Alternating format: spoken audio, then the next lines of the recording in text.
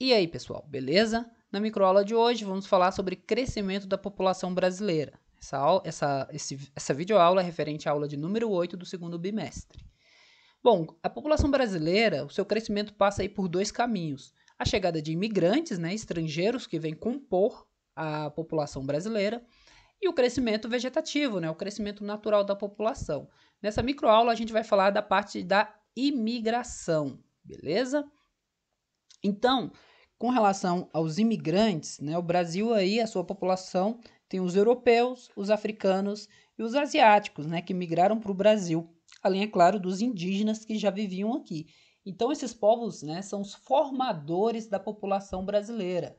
Os imigrantes europeus, boa parte deles italianos, né, que vieram aqui para substituir a mão de obra escrava, e os africanos, né, que vieram na maior parte, no início da formação do território brasileiro, como escravos, né? Então, a gente vai ter aí dois tipos de imigração que vão formar a população brasileira. Os imigrantes que vieram de maneira forçada, né, os escravos, e os imigrantes livres ou espontâneos que vieram por sua própria vontade. Então, sobre esse grupo aqui, daqueles imigrantes livres que vieram de forma espontânea, a maior parte deles vão ser compostas, obviamente, pelos portugueses, que foram os nossos colonizadores, né? Então, boa parte dos europeus que vieram a compor a população brasileira são de portugueses. Segundo, aí a gente pode destacar também os italianos, né? Muitos vieram exatamente quando aconteceu a abolição da escravidão, e muitos italianos vieram para o Brasil para substituir a mão de obra escrava, principalmente nas plantações de café. Além desses povos, a gente vai ter também a chegada de espanhóis, alemães, da parte asiática, japoneses, né, sírios, libaneses, poloneses, ucranianos, holandeses, né, vários povos da Europa. Além dos japoneses do continente asiático, temos a contribuição também de chineses, coreanos, enfim. Então esses vieram de forma livre ou espontânea, tá?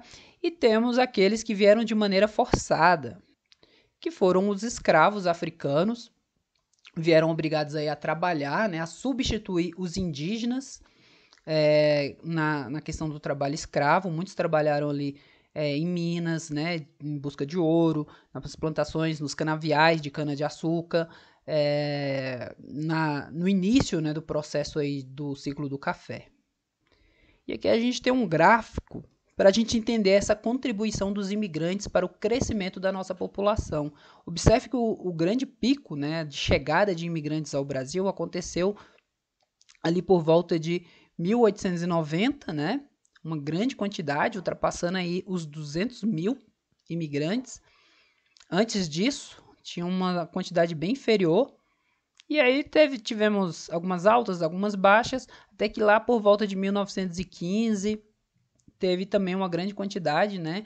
Aqui também já passando a linha da Primeira Guerra Mundial, teve diminuiu bastante essa quantidade. Mas é importante a gente observar aqui que depois de 1930 houve uma queda, né? E assim as imigrações não contribuíram tanto para o crescimento da nossa população. Isso se deve principalmente aqui dessa lei de cotas da imigração que aconteceu em nosso território. Essa lei ela foi criada pelo governo brasileiro em 1934 e ela restringiu a entrada de imigrantes, pois ela estabelecia uma cota de 2% do total de imigrantes de cada nacionalidade. Então, ela restringia a entrada de imigrantes no Brasil.